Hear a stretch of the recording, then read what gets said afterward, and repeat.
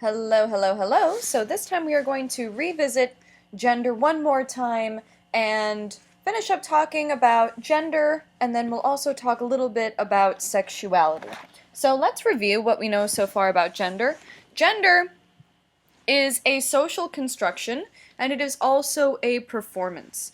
Just because you are assigned one particular sex, it says nothing about your own gender identity. It also says nothing about the way that you choose to express that gender identity. So, as an example, we have here these two kids playing in a play kitchen. Toys are a very, very significant part of our socialization. They teach us a lot about what kind of important things we do in society. Like, for example, we play house, and they prep us for the eventualities of having to do something like that. Cook your own food, answer the phone, do whatever it is you have to do. Toys also teach us a significant amount about what it means to be a girl, what it means to be a boy as well.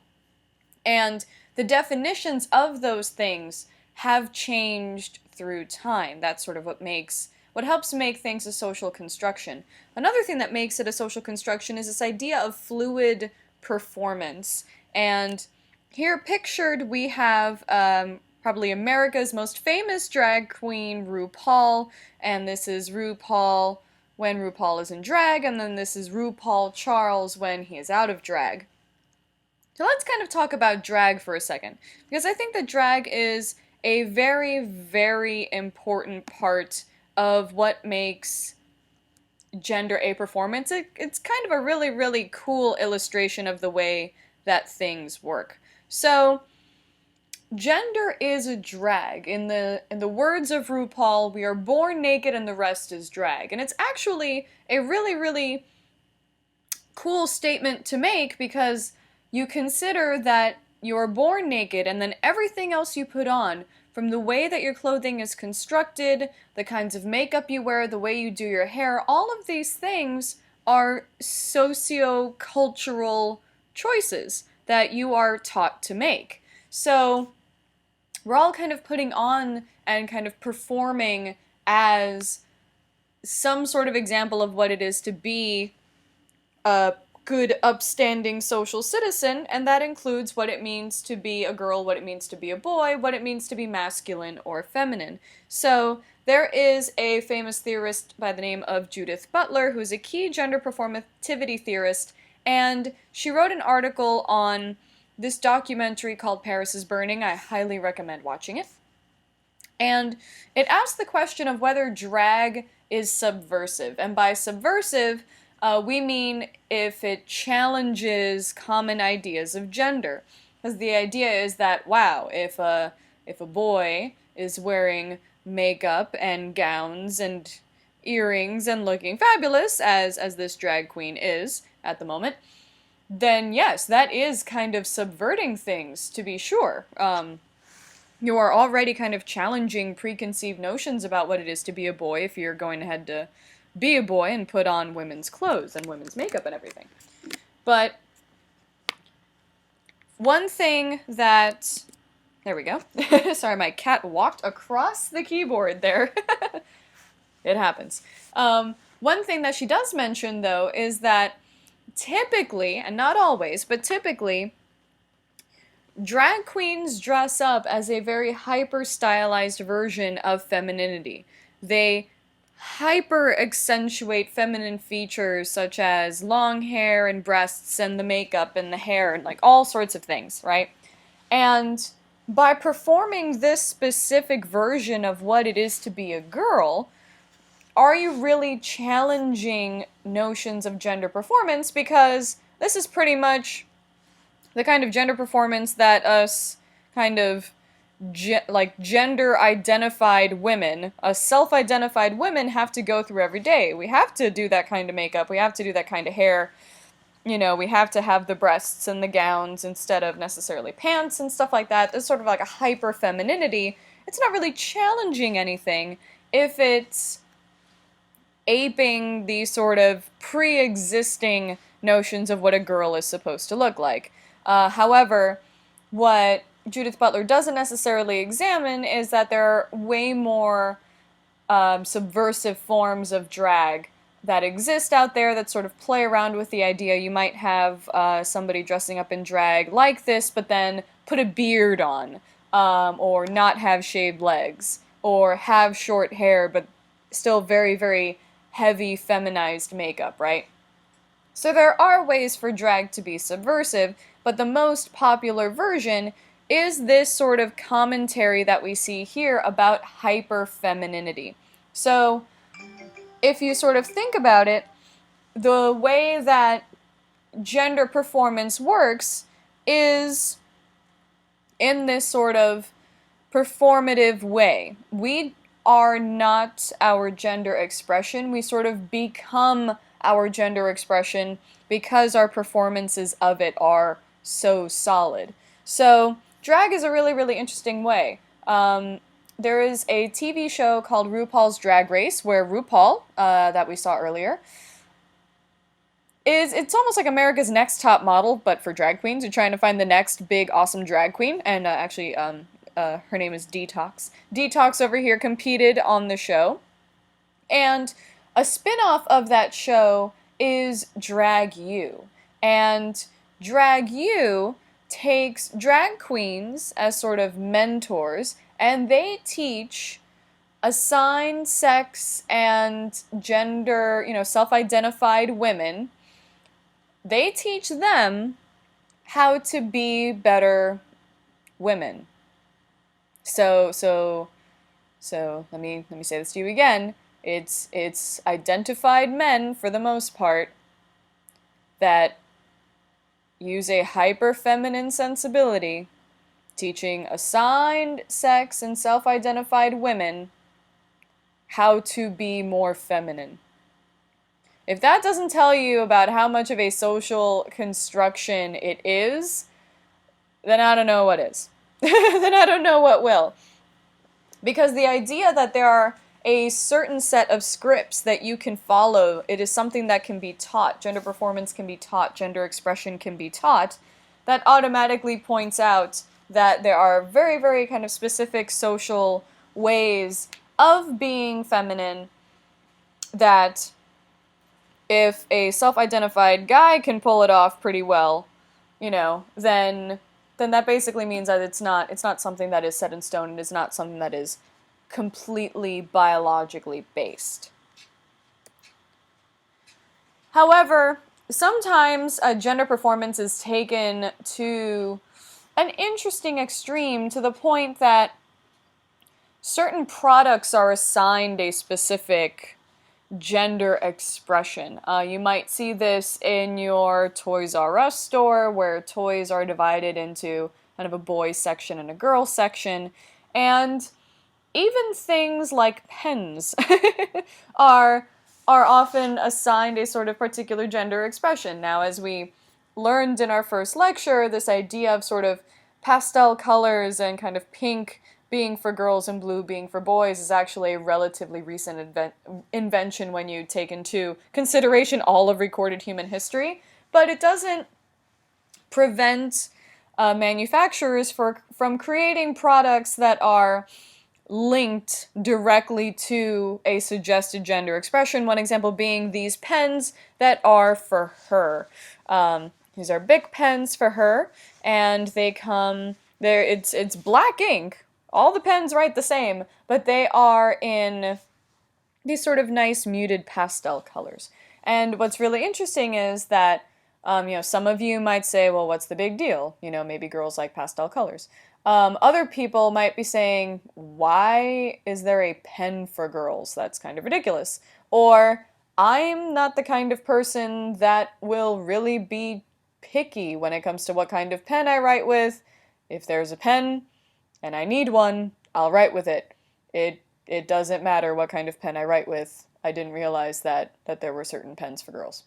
And there might be some boys out there going, well, shoot, what happens if I write with a pen? Am I gonna start turning into a girl? So there was a bit of controversy caused by this set of pens. And as with a lot of things that happen nowadays, when the internet catches hold of something like that, the internet responds, and the internet kind of took to the Amazon reviews of the Bic pens and kind of wrote a lot of kind of scathing reviews that basically point out the idea that it's kind of silly to have a specific for her set of black pens because they're in pretty pastel colors. So one review here is pointing out that it is a delicate shape in pretty pastel colors, that is perfect for doing things like recipe cards, but not necessarily math because, girls aren't good at math. Ask your husband for permission to buy this thing. And this is a nice sort of slim pen for me to write with my feminine little baby hands, right? So really, really funny stuff. If you're in for a laugh, you can look up more reviews for these Bic for her pens at your leisure on Amazon. But it's kind of funny, right? So this almost kind of points out that there is kind of a societal backlash against kind of gendered products, and one would probably say needlessly gendered products. Now, what happens when your assigned sex doesn't necessarily match your identity, right? And your preferred expression? Well, in this case, that would mean that you would be a transgender person, right? If you are a cisgender person, that is CIS gender, if you are a cisgender person, that basically means the same as. So, a cisgender woman would be, well, I am a cisgender woman. A cisgender woman would be somebody whose assigned sex matches their gender identity. Everything matches up on my end of the spectrum. I was assigned female at birth, and I identify as a woman. Go me! Everything is cool, and everything is cool, everything matches. Now, for some people, their assigned sex may not match what their actual gender identity is, and those people are transgender. So, more and more in the mainstream, we are seeing transgender issues being considered. So at this point, I will point you to two of the videos that I posted 2 videos in this module for gender, part 2. One of them features this woman, Carmen Carrera, and another one features transgender woman Janet Mark on the Stephen Colbert Show. And they're both talking about the way that transgender, being transgender affects their lives and ways that people sort of treat them. Oftentimes, what's really interesting about things like gender expression is that a lot of us cisgender people can take gender expression for granted. I can wake up, being a cisgender woman, I can wake up one day and say, I don't really feel like putting makeup on today. Or, I don't really feel like shaving my legs today, right? I'm going to wear pants anyway, nobody's going to care, right? And it may be, something that I, can decide, not decide, take it for granted, but I'm not going to worry about me walking down the street and worrying about whether somebody is going to call me a man or misgender me or anything like that. For transgender women and transgender men, having an appropriate gender expression could basically mean the difference between being called ma'am or sir incorrectly. It could be the difference between being her, basically being able to walk down the street unpestered or facing some serious harassment, even death threats, even violence, because their particular expression or identity does not necessarily match their assigned sex. So take a look at those videos. I can say a lot about this issue, but I think sometimes it's better to let the actual people that live these lives speak for themselves and speak their own truths. So watch those videos. They bring up a lot of really excellent points. You will be tested. And it's really, really interesting stuff, so I highly recommend it. Well, it's required, so do it anyway. Now, a lot of times we sort of see things like gender and our conversations about gender being placed in terms of things like equal pay for equal work or representation in pop culture mediums, and we need more strong women on television, we need more, action heroes. And things are actually getting a little bit interesting in terms of female representation, what with movies like The Hunger Games and Divergent coming out, right? Movies like Frozen, etc. But in general, in sort of like a wider society form, if we have gender disparity, like male-dominated fields such as like the tech industry, things like that, how is it that we can sort of fix these things? First is this idea of add and stir, where in your studies, and this is kind of true of a lot of women's studies programs, and pretty much was the aim of pretty much all women's studies programs in colleges everywhere, is this idea of add and stir. If you take a literature class, how many female authors are you reading versus male authors? In music class, how many female composers are you actually learning about, right? The idea of add and stir makes it so that we can add in more women. We can add in more female composers. We can add in more women authors. And basically adding women to the story and to the pre-existing canon of stuff, right? So that it, there's a little bit more representation, and we can actually see that, yes, women did actually work on computers when computers were just starting out. Yes, there is such a thing as a female mathematician. Let me show you one, right? So that's the add and stir effect, and it makes it so that people can actually see, women in particular can see themselves represented in both academia and in the mainstream media. Then there was this idea of deconstructing what got us here in the first place, and that is hopefully what I did a little bit of in this lecture, pointing out the social constructedness of gender, the idea that it is fluid and there are all sorts of categories beyond just the M and F box. And by linking gender expressions and gender identities with our biology, it's really sort of trapping us into these particular roles that we must fulfill in order to be accurate women or accurate men. And this is all kind of big systemic, system-wide things that we can do, but then you might say, well, miss, what are the things that I can do if I'm really interested in fixing things like gender disparity? What is it that I can do? Well, everyday acts of subversion also help. So being able to kind of play around with gender and kind of experimenting with your own gender performance can actually be revolutionary in its own right. Standing up for people that maybe have non-conformist gender expressions or gender identities. If you, perhaps as a cisgender person, can actually speak up and support people that do not maybe have a mainstream view of their own gender expression, be an ally for those people that might need you, and support things that that kind of do their own subversion. So if you are not into the whole princess idea, or you like the idea of strong women in your media, then buy things.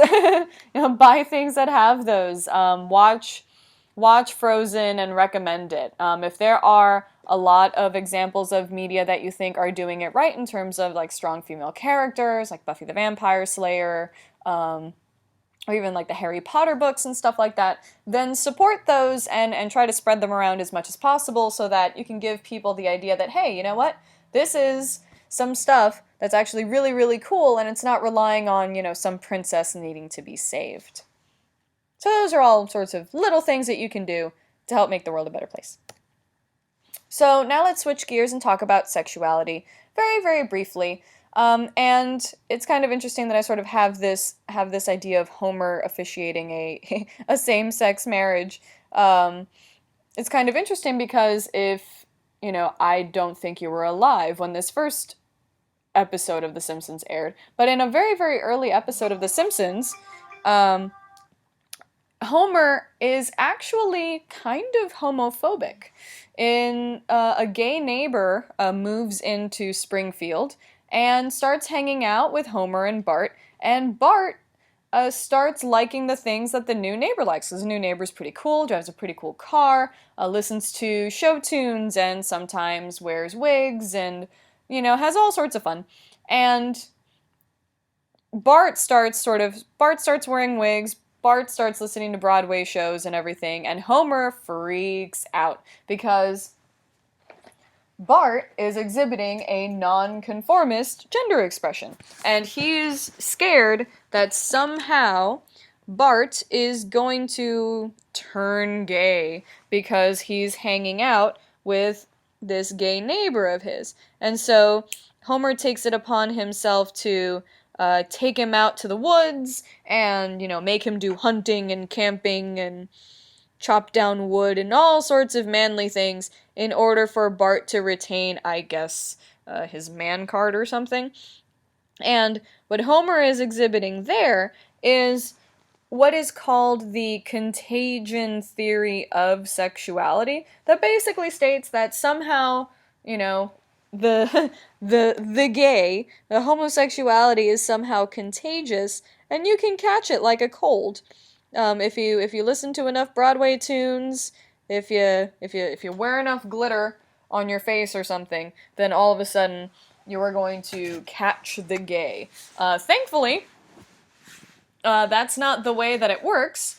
And clearly that's not the way that it works. Otherwise, every boy that was forced to maybe play with their sister's Barbie dolls would be gay, and every woman that liked Tonka trucks and played video games would automatically be a lesbian. So, that's not exactly how it works, right? The contagion theory of sexuality is not the way that sexuality works. Sexuality is one of those things that we actually like to use the sort of Lady Gaga theory of sexuality, which basically states that you are born with your attraction.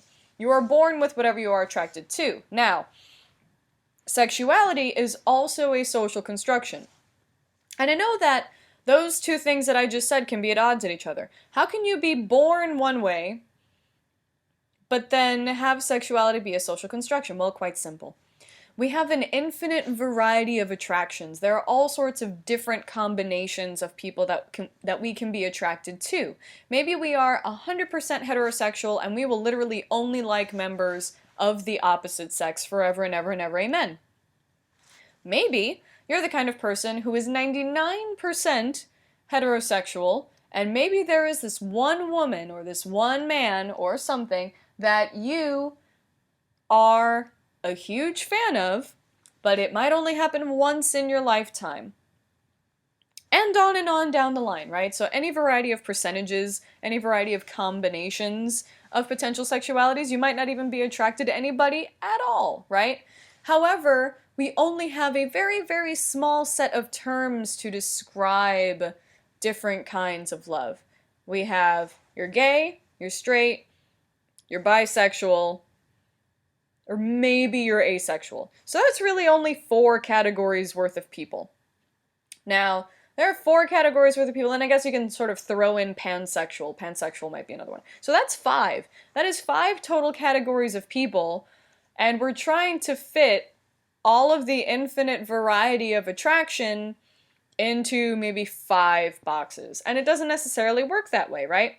So the fact that we have these boxes, that is what makes it a social construction. You are born, however, with the sort of kind of fluid attraction that you are born with.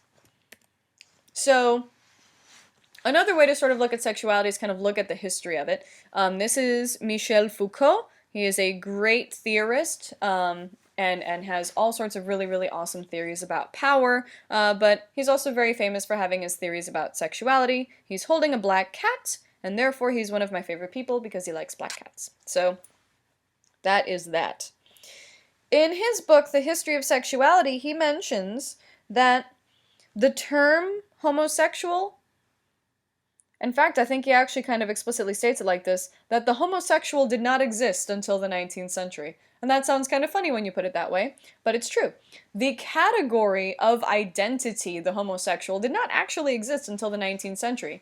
Now, that's not to say that literally gay people did not exist until the 1800s, that I guess all of a sudden, as soon as we started working in factories and engaged in the Industrial Revolution, it was like, oh, okay, so gay people start popping up. It's not necessarily the case. There are plenty of people that engaged in same-sex acts and same-sex desire, But we sort of treated those acts separately from the person's identity. It's like, oh, okay, well, I guess, this dude had sex with a dude that one time, but it doesn't necessarily mean anything in terms of their identity. It was only in the 19th century when we got really, really obsessed with putting not only animals but also people into categories and really thinking about things and people scientifically.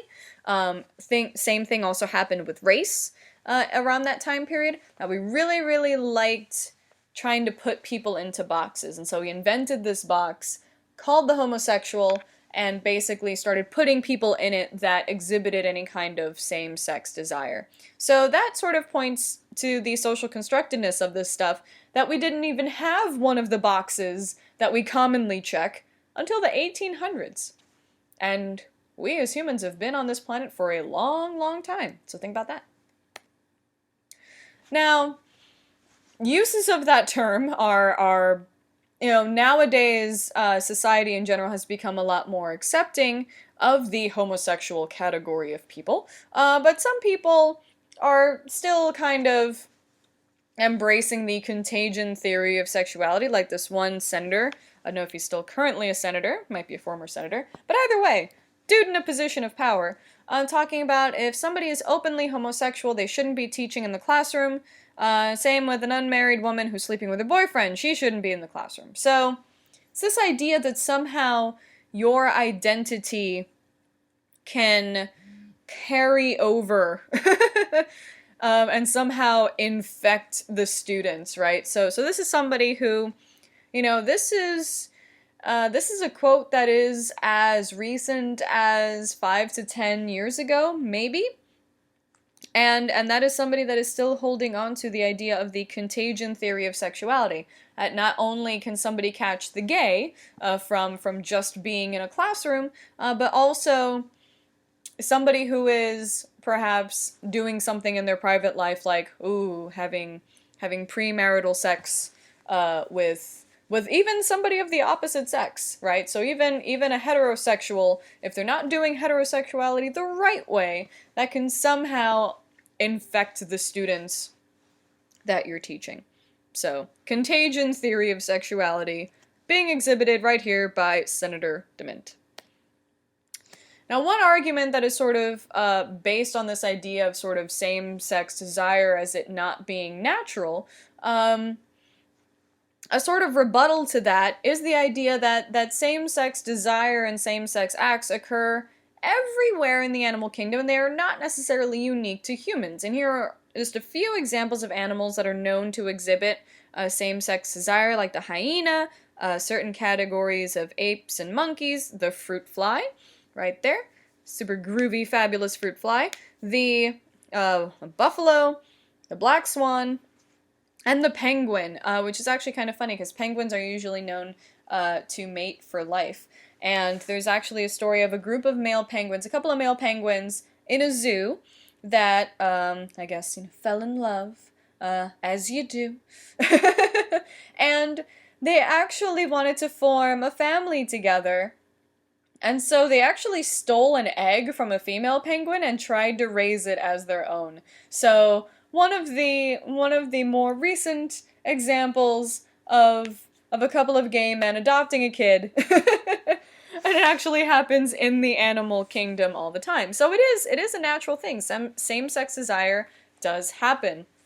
And society has gotten more and more used to it and more accepting of it, even though there are still some people that still either A, refuse that it exists, refuse to believe it exists, or B, that it somehow points to some sort of moral or ethical failing on the part of the person.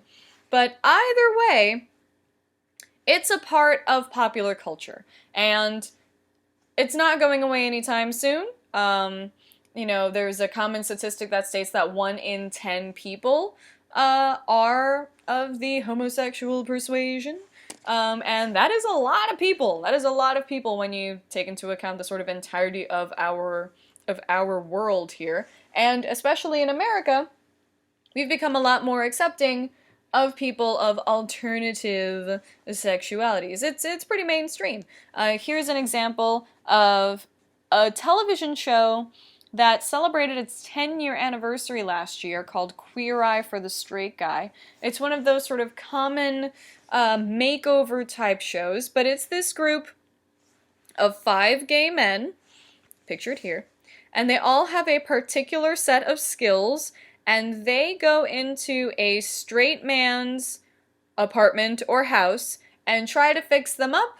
And usually this straight guy is the kind of person who is probably in a relationship, they're married to a woman or they're in a relationship with a woman, and the woman probably complains that it's like, oh, he doesn't take care of himself, he doesn't know how to cook or whatever. Maybe the straight guy says, I want to be better at certain things for my lady. And so this group of 5 gay guys swoops in and sort of kind of fixes this dude's life. And the 5 guys are as follows. It's almost like gay Power Rangers. They all have their own kind of like special powers in a sense. So this guy is all about hair and grooming. This guy knows all about cooking. This guy knows all about culture and dancing. This guy knows all about clothes, and this guy does interior design. So together they come together to improve all 5 aspects of this guy's life. This guy will help decorate the apartment, get him a new wardrobe, teach him how to dance, teach him how to cook, and teach him how to take care of himself from the neck up. And what's interesting is that if you are looking at this and you're kind of thinking to yourself, wow, that's actually kind of stereotypical to think that gay guys would be good at these like 5 specific things, well then you'd be correct. Think about it, it was 10 years ago, and we're thinking about gay guys being specifically good at certain things. Notice that there is no gay guy that talks about sports or cars, right? Or comic books or action figures or video games, right? These are all typically what some people would consider more feminine pursuits, and gay guys are somehow automatically better at those things, right? So you can almost kind of already tell that we might have even come a long way from even this depiction of homosexuality in the last 10 years. So it's kind of interesting how that works. But this is kind of a really huge revolutionary show for that time because it's putting this group of 5 gay guys in a room with a heterosexual man, and it's definitely, and a lot of the episodes of the show kind of deal with this idea that the heterosexual man is kind of, you know, these might be the first gay people that straight guy has ever encountered, right? And nowadays, it's, you know, because it's a lot more open and accepted, you know, we are way more likely to have a gay person in our lives, right? So a very, very revolutionary show from its time, but looking back at it, we can realize, wow, we've even come farther than that in the last 10 years. So we're getting closer and closer to not thinking of gay guys as just some sort of like magical, amazing stereotypes that are really, really good at life. Everybody is capable of being sloppy and screwing up and not knowing how to cook, regardless of the kinds of people that you're attracted to. So, there you go. Now, when it comes to sort of actual activism on the part of homosexual people, so it's not only gay people, but it's also lesbians as well. These things like activism take the form of fighting for same-sex marriage, things like employer discrimination. In fact, there are still a lot of places where you can be fired just for being gay. There are quite a few states where you can still be fired just because you're gay.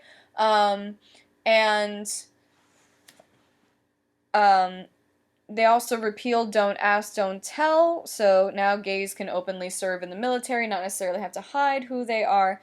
And in general, they're fighting against this idea of heteronormativity. And heteronormativity basically is a kind of social policy that privileges straight relationships over any other alternate relationships. And what does that mean?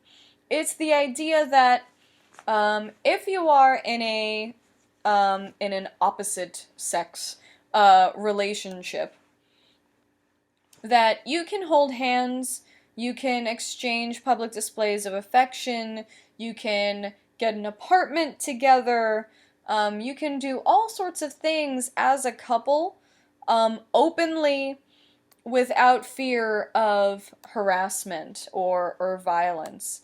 And especially when it comes to marriage, same-sex marriages either A, don't exist, or B, oftentimes don't carry the same weight as a heterosexual marriage would. So basically this idea of heteronormativity kind of basically says that heterosexuality is normal, and then everything else is either a choice or somehow inferior.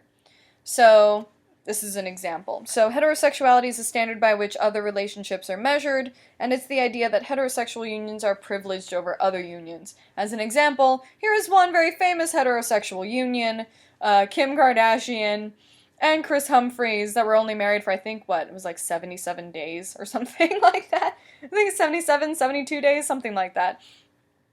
And so there's sort of this kind of idea that, hey, these two people can get married and then break up 72 or 77 days later, but a same-sex couple that has been together for like 30, 40, 50 years can't get married in a lot of states or can't get their relationship recognized in the same way that these two could, just by nature of signing a piece of paper and having a ceremony, etc. So, one thing that I would like you to do is there's also a questionnaire in your module called the Heterosexual Questionnaire. And the Heterosexual Questionnaire, if you are heterosexual, you can take it. And it's basically going to ask you a bunch of questions about your heterosexuality. And I hope that the goal in asking you those questions is sort of points out how much we often take things like heterosexuality for granted. That is the very definition of heteronormativity, right? So I hope that you enjoyed this extra look into gender, its performance, as well as notions of sexuality. And take a look at those videos on transgender women, take the heterosexual questionnaire, and I will see you next time when we talk about race.